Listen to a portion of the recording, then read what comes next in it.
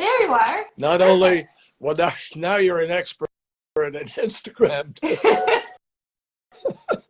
That's fabulous. No, I really appreciate it. Thank you very, very much. I can't say it was a surprise to find you. Beg your pardon? I said, thanks for the invitation. Oh, listen, you're busy, and we're very privileged on behalf of World War Zero and personally to have this conversation with you, and I'm excited about it. I read as many people did, we read this. Well, let me tell folks a little bit. There's some folks here who probably joined us who aren't as familiar with you, but you went to Harvard University, you studied environmental science. You went from there to Scripps, you spent 5 years, you earned your doctorate.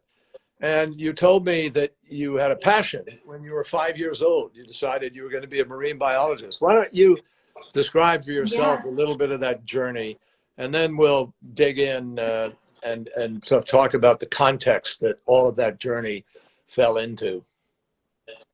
Great. So, yeah, I went on a family vacation when I was 5 to Key West, Florida. I grew up in Brooklyn, working class family. It was basically the only family vacation we could ever afford to take, but it worked out amazingly because it changed my whole life. I learned to swim, and I went on a glass bottom boat ride and saw coral reef for the first time, and just like my head almost exploded. That's amazing. To know that there's this like whole other universe under the surface of the ocean. I just was so curious about it. And so I was like, what is it called when this is your job? And so I learned that a marine biologist was a thing that existed. And then I decided that's what I was going to be when I grew up. But had you read Rachel Carson? The context. Ayana? I was 5. I have now. I was 5 at the time, but I have now read a bunch of but I mean, stuff. At some point in the journey before you went to Harvard and before you became sort of a serious student of this, had you read her? So I read for my science class when I was maybe like 14. We had to pick a biography of any scientist and read it. And my very wise mother handed me a Rachel Carson biography and said, I think this is the one for you. So, and I was just so inspired by her work. It did inspire you. Yeah. It still does today, I would imagine, even more so. For sure. But now with this extraordinary confluence of events, with the coronavirus and, of course, the murder of George Floyd, and it's sort of bared this barely healing scar within our nation, an open wound, really, which people try to push away and not a lot of people understand.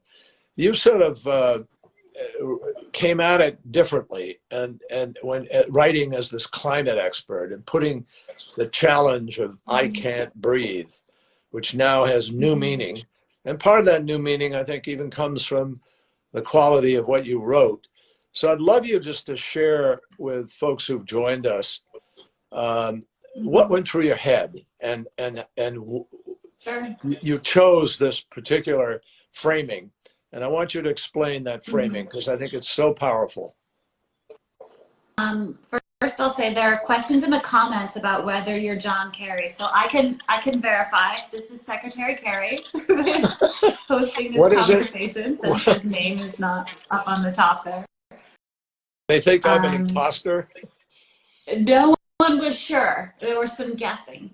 Okay. All right. So I think there's one piece of context about my learning to swim story that is perhaps informative here. So it was 1985. I was 5 years old. It was in Florida. And my father, when he came to the pool to teach me how to swim, everyone got out and they never got back in until we checked out at the hotel, because having a Black person in the pool they thought polluted the entire thing. Wow. And of course, I didn't know this at the time. My parents kept it from me. I thought it was great. I could do all the cannonballs I wanted and not be splashing anyone, right? um, and then coming back to Brooklyn and saying that I wanted to be a marine biologist, and people being like, sure, like that's never going to happen. Because it was just such a ridiculous dream. So that is the context within which it's, that was like my first experience with the ocean. And so thinking to now, how can I think this is a moment where everyone is hopefully trying to see how they can be most useful. And so as all of these things were coming together, we have, a public health crisis and an economic crisis and a racial injustice crisis and the climate crisis. How can we each contribute to solutions? And so in this moment, after George Floyd's murder, I was just completely overwhelmed, and I decided to write this op-ed specifically to address white environmentalists who were not connecting the dots, who sort of theoretically cared about Black lives, but it didn't really factor into their work to save the planet, as if we weren't saving it for humans. And so that you can read that op-ed as a letter to white environmentalists that just says, I know we want to try to solve climate change. It's hard enough without all the other complications, but we can't ignore racism. It's not going to just go away on its own. So what would it look like to be able to bring everyone along with us and build the biggest possible team in order to actually be successful?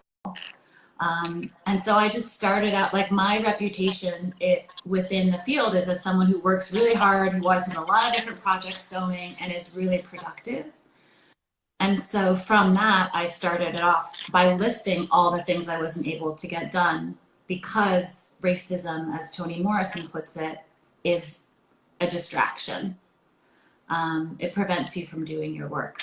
And you were very specific. I was struck by some of the things you listed. I think people would love to hear. What did you say you were not able to get done? Because I think that's really intriguing. One of the things is something we should maybe chat about sometime, which is offshore wind energy. I was developing a memo for members of Congress on how we could accelerate that industry in the US, because we really need to ramp up renewables. And as a marine biologist who cares about the climate, this intersection of ocean and climate issues is where I usually work. So that's one of the things. I'm making up that now, and hopefully that'll be finished in a week or so. I'm advising a Hollywood feature film that takes place underwater to make sure they get the science right and have really strong conservation messaging. I was supposed to write the introduction to my book on climate solutions that are at the intersection of science and policy and culture and justice. I was supposed to plant a regenerative garden, vegetables with my mother. It's just a long list of like the things you're supposed to do, right? Like I work hard and I try to contribute, but I can't when I'm just watching people get murdered all the time and get away with it. These are big things you've just listed. I mean, most people would be pretty excited if they were doing one of those things, but you're balancing 4 or 5 of these major enterprises, but racism got in the way. I mean, there was a distinct sense, I can't work. This is more than, I mean, it's really more than a distraction too, isn't it? Yeah, it's one of those moments. So I think like a lot of people who are really dedicated to their work have developed this ability to just shut everything else out and just keep charging ahead. And I have cultivated that ability, but it was one of those moments where I was like, I'm not going to pretend this is business as usual anymore. If I just keep showing up to meetings and not mention anything and just smile, like that would be totally fake and actually a disservice to this moment when people are trying to figure out what to do. And so, yes, there's a comment that says racism is definitely more than a distraction, it's traumatic. And I absolutely agree. There's this incredible Toni Morrison quote that I referenced in there that calls it a distraction, but it's deadly for sure. In Well, you this cite the country, and example. it's I mean, you very eloquently cite the example of what it was like to live in Brooklyn, but even what it was like to go to upstate New York, where some white teenagers are driving by in a truck, and you're on a road, you're not sure of the safety, and boom, you see a Confederate flag. What goes through your head? What happens to you, or what did happen to you? Nothing happened. No, I mean not in terms of them, but internally. Yeah. My mother lives upstate New York on a small farm, and so I spend about half my time up there with her. And I go for walks in the country to clear my head. So I was walking down a dirt road all by myself, and I saw this pickup truck approach with a huge Confederate flag across the front dashboard. And one of my fears is always that someone is going to pretend to lose control of the steering wheel for someone to find me. This is a dirt road. There are no houses on that stretch of road. Anything could happen and no one would know. And everyone has guns, many, many guns. And so I'm a person who always wants to give people the benefit of the doubt, but I also want to be safe, right? So, we've made an effort to get to know the neighbors, but that's not the only one, right? There's a 3-story flagpole half a mile from my house with a huge Confederate flag. I have to walk by it every time I want to go for a walk. Just think of the investment. It's not like a bumper sticker. It's like someone laid a foundation to erect this massive flagpole to fly their Confederate flag in a state that was never part of the Confederacy. And planted tulips all around. It's a pretty intimidating. The South never fought inside the Union, and there are monuments to that effect, and yet here you are with people choosing that symbol. And so to answer your question maybe slightly better, like what that does is when you're taking a walk to clear your head so you can get back to work, your head never clears, right? You're just like, do I even get to go for a walk, or am I stuck at home because who knows what will happen in the world? It's the same thing in New York City. If you see a cop, you're just like, I haven't done anything wrong, but apparently it doesn't matter. So do I just stay in my house? Like a lot of Black parents are scared to let their kids out to walk to the store because we know that can be the end of your life. Yeah. So thinking through like these trade-offs and risk assessments in real time about like what you can do, to me the number that will always stick in my brain and sort of seared on my heart from writing that op-ed is that we know from polling by Yale and George Mason that people of color actually are more concerned about climate change than their white counterparts. So it's 49% of white people are concerned about climate change, 57% of Black people, and 70% of Latinx people. So if we want to win, if we want to be successful in addressing climate, we need these people who are already concerned, because you know how hard it is to change people's minds, right?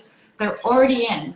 And just imagine if we didn't have to deal with white supremacy and that burden were lifted, and all of that creativity, all of those hours, all of that brilliance could be dedicated towards building a better world for all of us. Well, and that's 23 million Black Americans who already are concerned about the climate crisis. Yeah. So are there ways that you think that World War Zero, groups like us, other people, much of the sort of well-known, long-standing long-standing environmental community with the big groups that are all well known aren't necessarily getting a massive amount of people of color or African American, engagement in them.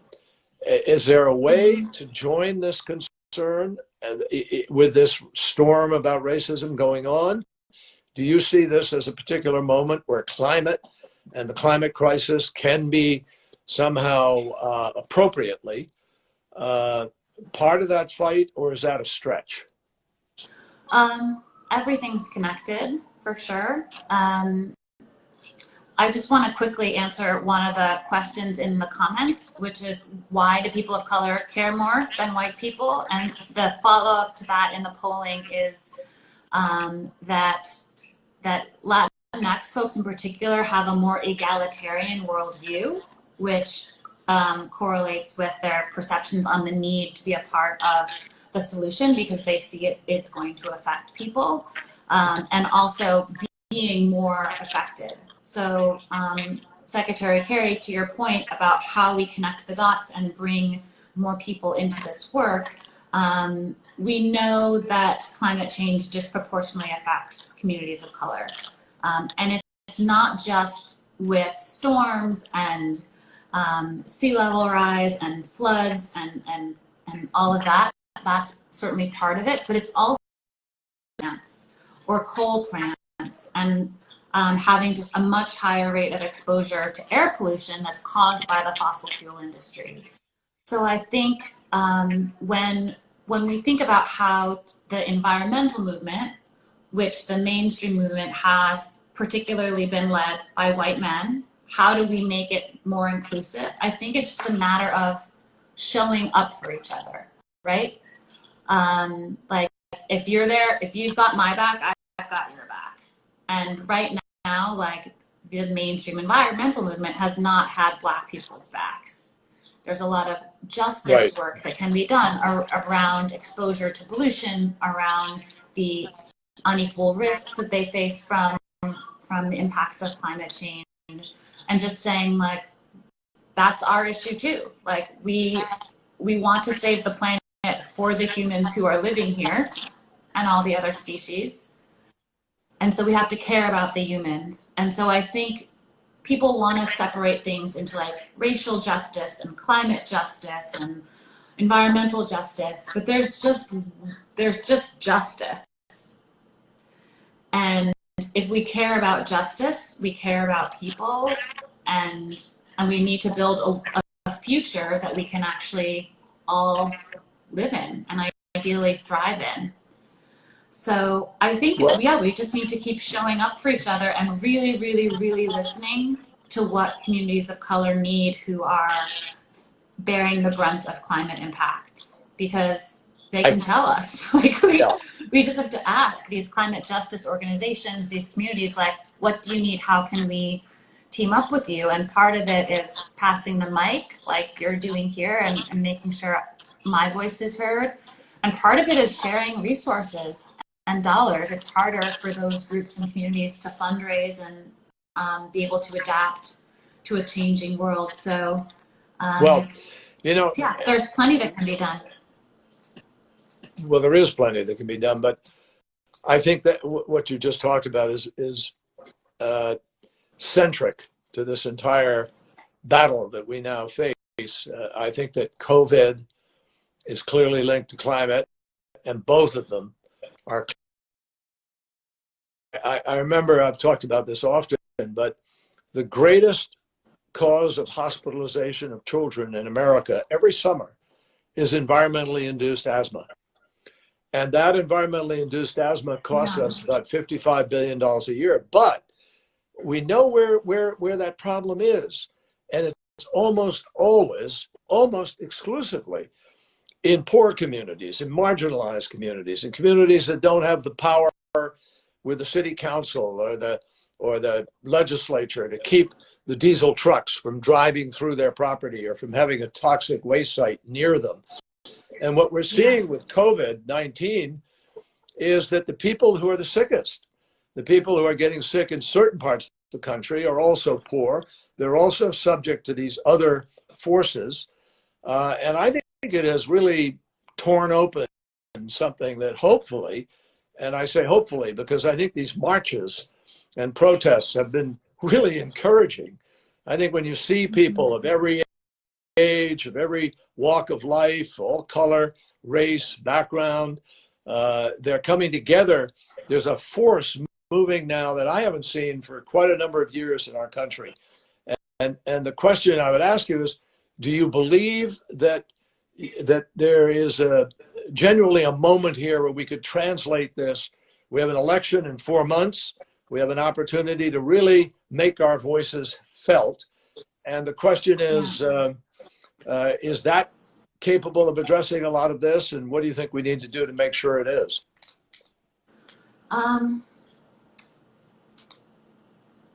I think we need to listen more. I think there's been this sort of laying bare, this awakening right now. A lot of people didn't know things were this bad for Black people in America, and now are seeing more or less for the first time just like how much work we have to do. And so there's a lot of learning to be done. There's a lot of being really thoughtful about how you can contribute and how you can help. And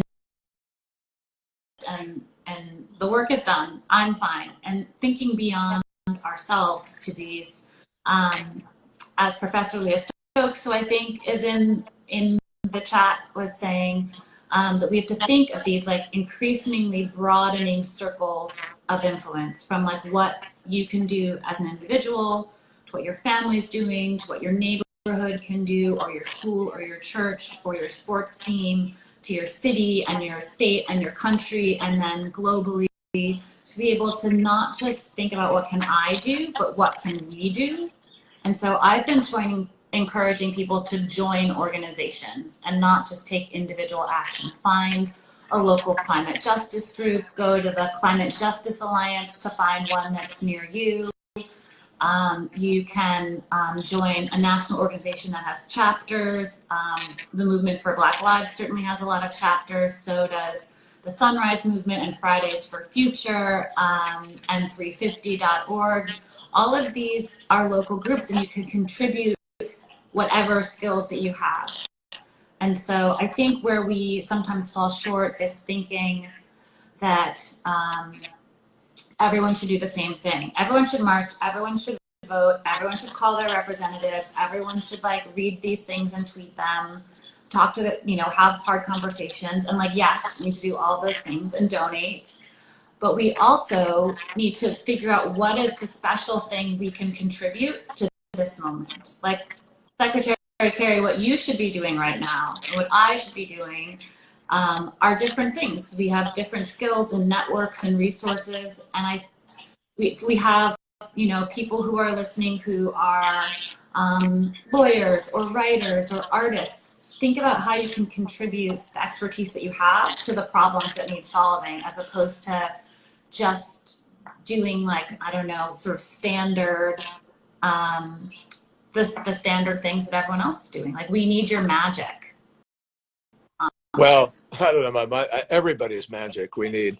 But, yeah, I know sometimes people react badly to the notion that taking part in the democracy. I mean, I've noticed some of the comments here, people talk about the systemic corruption, and people talk about only collective action will make a difference. Well, that's true.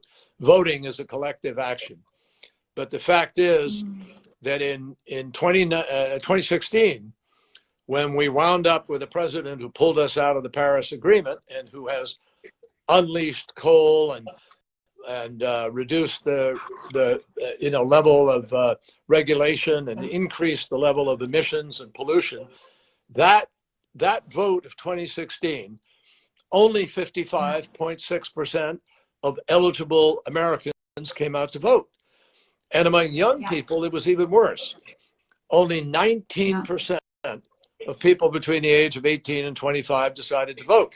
So we're never going to have the opportunity to make any of the systemic change, put people decide to actually vote. When we elected Barack Obama, the turnout in the country was 63.7%.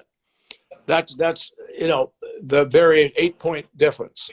And so I plead with people, if you want to address the police issues, if you want to address the challenge of racism, if you want to address COVID and pandemics for which we're not prepared and where we don't have a national response, and particularly if you want to do the things to get us back as the world's leader on climate crisis, we have to change. And that means voting. It sounds corny to some people, but that's what we have to do.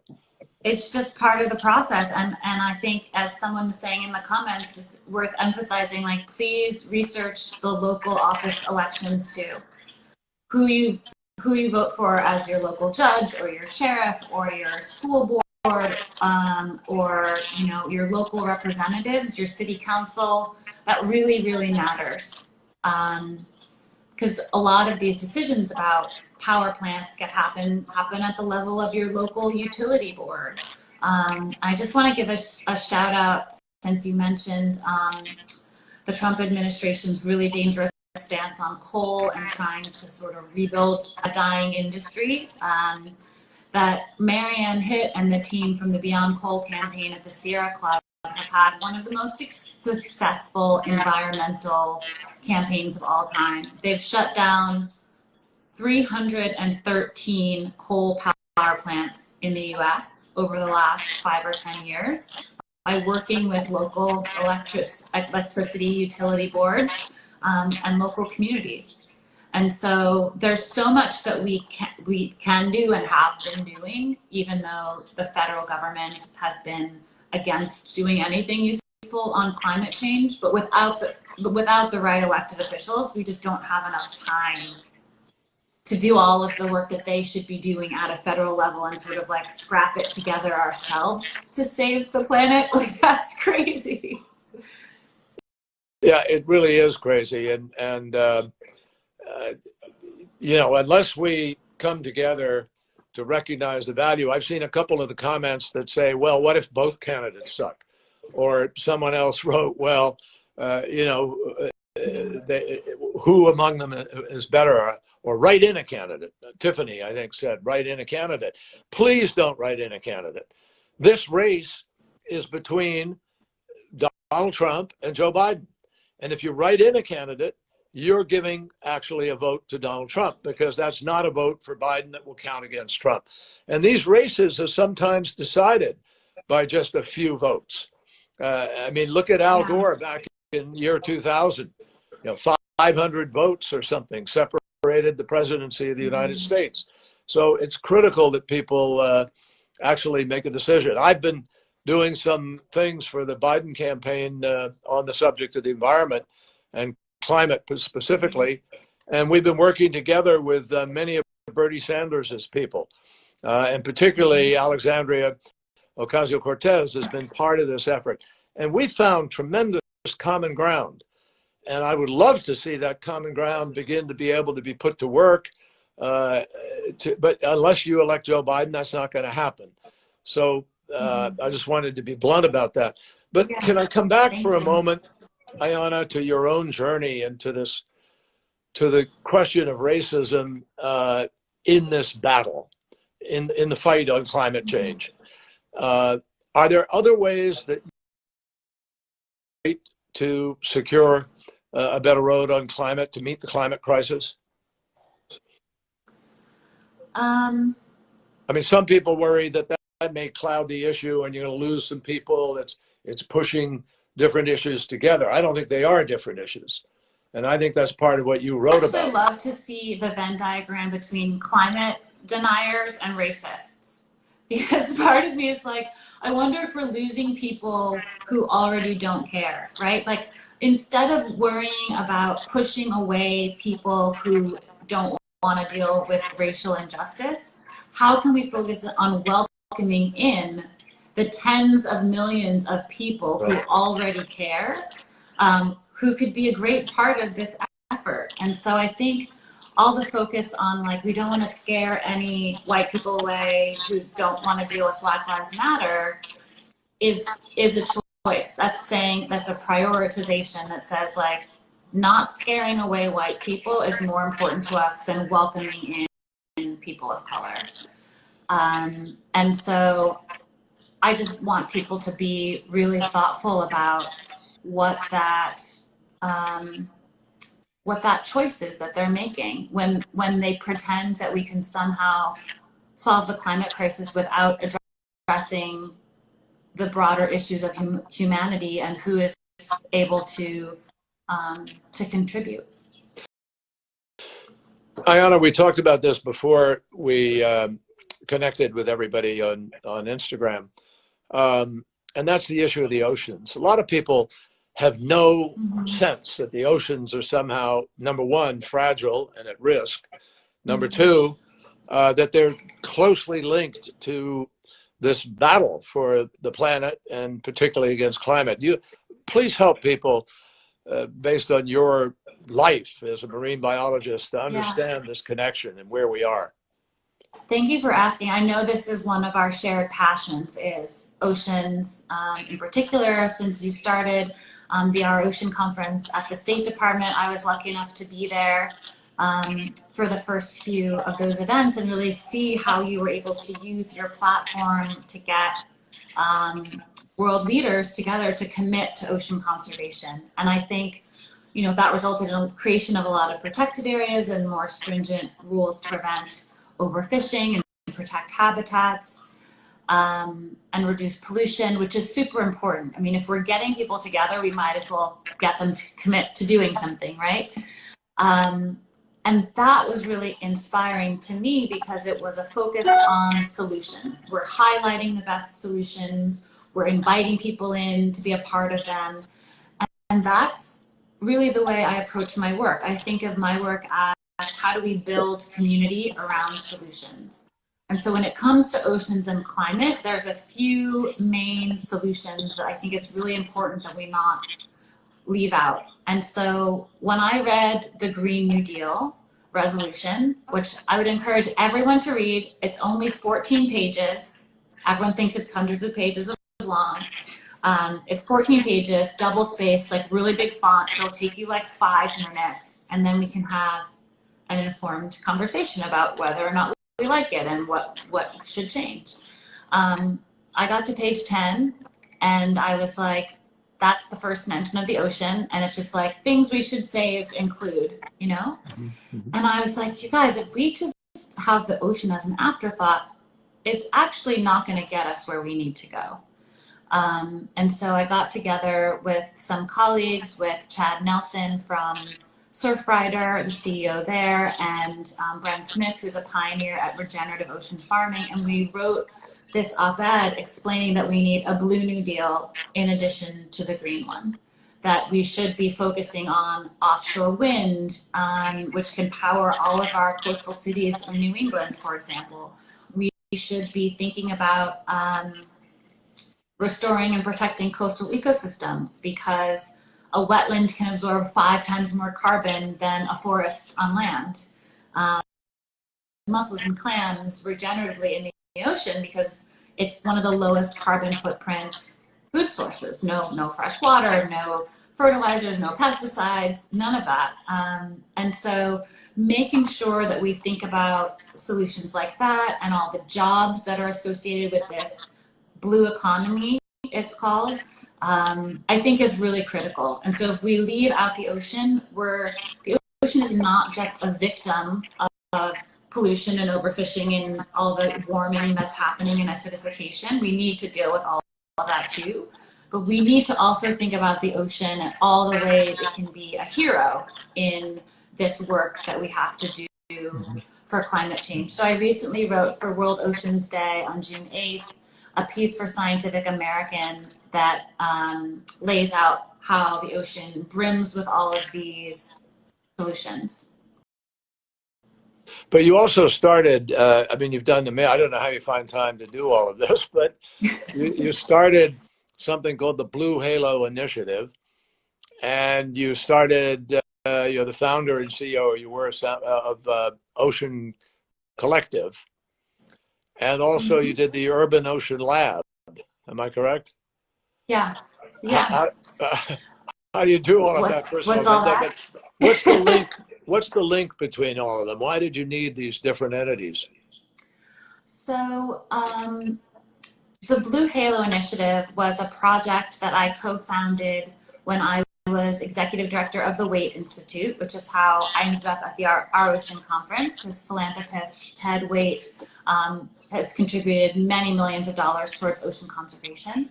And that was work with Caribbean island communities who were trying to figure out how to manage their ocean more sustainably, taking this approach of ocean zoning, and we were providing the mapping and the habitat and ecosystem assessments and the legal support and the communication support and the facilitation of community meetings so that they could go through their process and develop an ocean plan for their island. And so that kind of work, it combines everything, a lot of the things that I care about. So obviously the ocean, communities, communities of color in particular that are dealing with the after effects of colonialism still and neo-colonialism now, and sort of the economic disadvantages and structures that they're working within, and how can you within that context envision another future. So, so that work was really formative to me. And then when I left, I thought, well, how can I help advise other groups that are trying to take their ocean conservation work to the next level and include justice for the communities that rely on the ocean. And so Ocean Collective is a consulting firm, and that's our mission. We help mostly nonprofits, also foundations, and occasionally corporations who are thinking about how can they do their ocean conservation work in a more innovative and effective way. And then the next piece, and that's, a for-profit consulting company, but my recent project is this Urban Ocean Lab. And the idea with that is, I grew up in Brooklyn. I'm a city kid. I also love the ocean. I care about climate. I'm a super nerd for policy. And so why don't we put all of those together and create a think tank for the future of coastal cities? Because we're facing a meter, maybe 2 of sea level rise by the end of the century. We're facing all these storms and heat waves, and we're just not prepared. And a third of Americans live in coastal cities. It's a third of the people in the country. It's not like this coastal elite thing that people want to believe. It's just the majority of our people. 40% of people, actually, not the majority, live in coastal counties.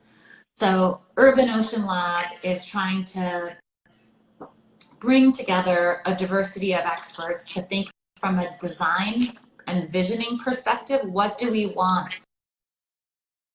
A policy framework that lets us have that future, because the legal framework, the regulatory framework within which you're making decisions is what helps decide what's possible. So it's a bunch of, policy nerds and designers and artists and scientists who we're gonna try to see what we can contribute to the conversation around coastal cities. So that's a nonprofit policy. Yeah, good for you. That's incredible. I saw one of the comments that popped up there, Ayana, was every time I listen to Dr. Ayana Elizabeth Johnson, I feel smarter afterwards. So I think a lot of people are feeling that way in the course of this conversation. One thing I would like to share, guys. One thing I'd like to share with folks about the oceans is people don't realize it, but the oceans are the Earth's thermometer, really governing our climate. And with the increased acidity, and that comes from the coal particulates and the pollution that goes up and then comes down in rain into the ocean, we're seeing the acidity of the ocean go up and up. The chemistry of the ocean is changing faster than it has in 50 million years. And we're seeing all kinds of changes in fish stocks, where the fish stocks are, plus we're overfishing the oceans and we're overpolluting the oceans. So there's just, and the people who are most affected again by that tend to be the poorest people, the people with the least advantage to get away from it. There's a fellow who's the president of Palau, which are islands in the Pacific Ocean. And he's the president of this island state. And 15, 20 years ago, when I first got to know him, he would talk about mitigation and adaptation and ways that they might be able to save their islands. Now, he can't do that because of the continued rise of sea level and what is happening, and the inevitability, in a sense, that those islands are going to be submerged. So he is now trying to figure out, where do I move my people? And if you look at Bangladesh, you look at other low-lying areas of the planet, including, by the way, Florida and Louisiana, we have an awful lot of people who on our current course are going to have their lives ruined and their properties destroyed. And we're seeing hundreds of billions of dollars of damage increasingly being done. We spent in America $265 billion just to clean up after 3 storms 2 years ago. And so, you know, we can't get $100 billion to help countries not have coal plants, but we'll spend $265 billion of hard-earned money in order to clean up after the damage. It doesn't make sense. So once again, the best and only way I know of in a democracy to change that is to make sure you take part, be part of the system, march, protest, engage in the community around you. Solution. Yeah, absolutely. I think one of the things you mentioned there was the future of these lying islands, and Bangladesh in particular, because they are a lot of it is at sea level or even below sea level. There are about 13 million Bangladeshis where they live now will be underwater and unlivable within the next few decades. And so we're facing a human rights crisis. A lot of people have already had to migrate because of changes to the climate or droughts and loss of crops, and all of these things sort of increase the rate of conflict and other dangers that people are facing. And so thinking about how to connect the dots and thinking about justice as one big thing, I think is really important in the climate context, because the risks of climate change are impacting people. Someone just commented, yes, there's this new term of climate refugees, people who will have to move because the places that they've lived are on fire or underwater or have been blown apart by storms. Yes, there are already millions of people who have had to migrate because of the climate has already changed. And so we need to be thinking globally about how we can take care of each other, and where is everybody going to live, and how are we going to eat. And so adapting to the climate crisis is not just about reducing emissions, it's about how do we care for each other and transition to a new way of living on this planet.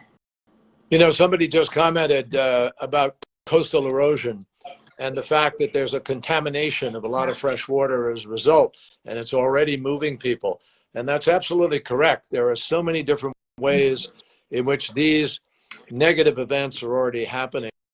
We're going to have to run in a moment, but before we do, I want to ask Elizabeth, I want to ask Ayana Elizabeth a last question. But before I do, I invite any of you who've been listening to this, we'd love to have you join up with World War Zero. We're trying to reach as many people as we can in the next months to urge them to vote the environment. If you vote the environment, you hold politicians accountable, you begin to get rid of this impunity that has allowed people to be deniers and procrastinators, and to move away from common sense and facts and science.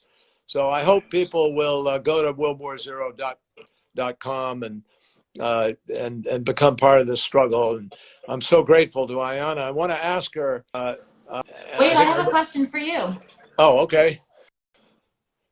Go ahead. As someone you're a policy expert, you're an ocean advocate.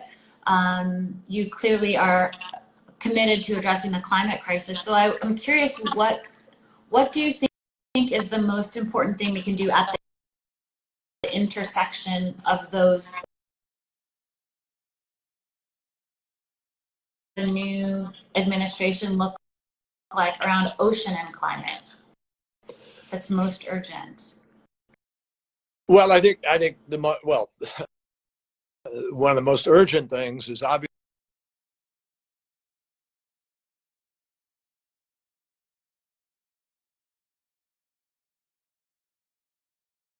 more and more sea ice is melting. The dark ocean winds up absorbing the heat, which is what dark colors do.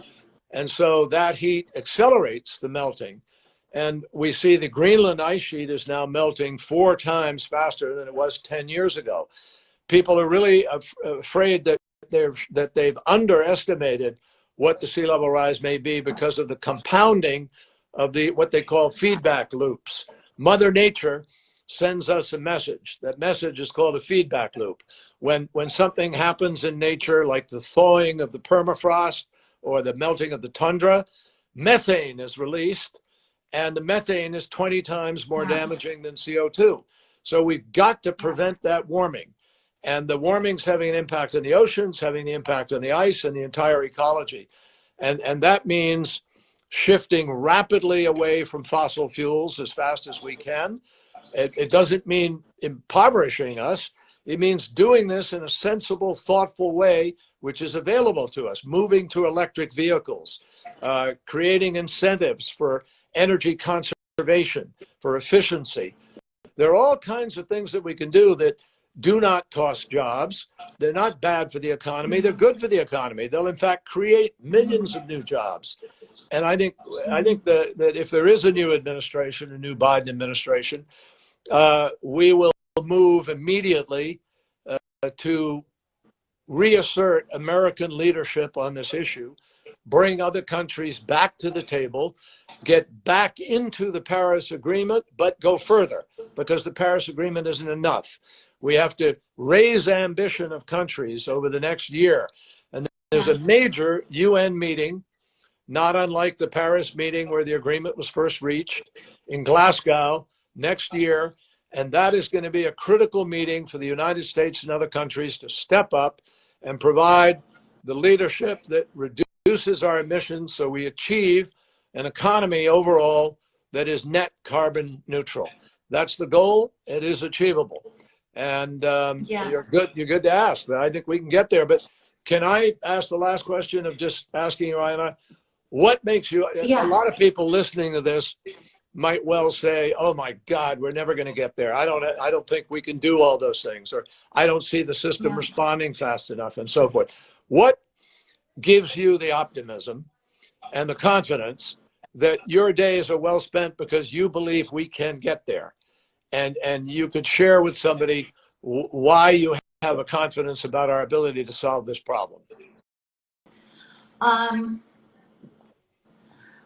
So one of the things that I've noticed in this moment to sort of connect what you were just saying to this answer is we've seen with COVID, as everything has slowed down, we're staying home, we're not flying, we're not driving as much, that our individual behaviors have in the US. And what we need is a 7 or 10% reduction every year until we get to 0. And so what we can do as individuals is not enough. Electric cars are not enough. Avoiding planes is not enough. We actually need the system to change. And so we're in this moment where we're seeing this uprising for racial justice. The climate movement has built so much momentum in the last few years, especially thanks to a bunch of teenage girls who started a global movement called Climate Strike. And so where my head is in this moment is to stop, giving like giving people shame around their individual actions. Because when you turn on your light switch, you don't get to pick coal or wind on your wall, right? That's a decision that is out of your hands. And so making sure that we're thinking about systems change and just seeing how quickly in the past few months things have shifted. The conversation has shifted. There's so much, people are talking about defunding the police in a serious way right now. People are talking about, universal basic income because of the recession that we're in. All these things that seems totally crazy. People are now thinking about a climate conservation corps as part of putting people back to work and restoring ecosystems that do climate work at the same time. So if all of this is now swirling as possibilities, I think that's really important. People are engaging in deep conversations. We're talking about the ways these things are connected. But the thing that really keeps me going, and I have like a very tenuous relationship with hope. It's not hope that keeps me going. It's the thought that like I can be useful. And that's what like keeps me going. It's like, how can I contribute to this? How can I be a part of the solution? And I think if you're driven by this sort of like the right thing to do is help as much as I can, then it doesn't matter if I have hope. Like, I don't know what the outcome is, and we all have to do our part without knowing if it's gonna work. Like, the odds are long for a lot of things right now because we've made so much of a mess, but we all just do our absolute best, and we still have this huge range of possible futures, right? And so I just want to make sure we have the best possible future of the range that is still out there. So yeah, I have no idea what the future holds, but every day I get up and I'm just like, let's build the best possible future that we can. Well, that's a great note for us to close out on. I hope everybody will take that to heart, that everybody has a responsibility to work to try to do their part for the best possible option. And the fact is that these battles are totally intertwined. We cannot have justice in America if a whole bunch of folks are forced to drink lead water, or they have to breathe air that makes them sick, gives them cancer. Those kids, every single one of them will go to the hospital the way I mentioned. They're being treated, they're being victims. They are geographically, that then becomes part of the problem of climate and of COVID, for that matter. So the whole question of environmental justice and justice in America and our ability to deal with the climate crisis are all linked. And I hope everybody will feel as inspired as I do, and the other person who commented earlier, that it's been really terrific to share these thoughts with you. And I can't thank you enough on behalf of everybody for your willingness to take the heat and to be out there fighting the way you are. That's how we're going to get there. So thank you. And you and I are going to team up on climate and support Joe Biden and see what we can do with the new administration as fast as possible. We are indeed. Thank you so much, Ayana. Take care of yourself. Be safe.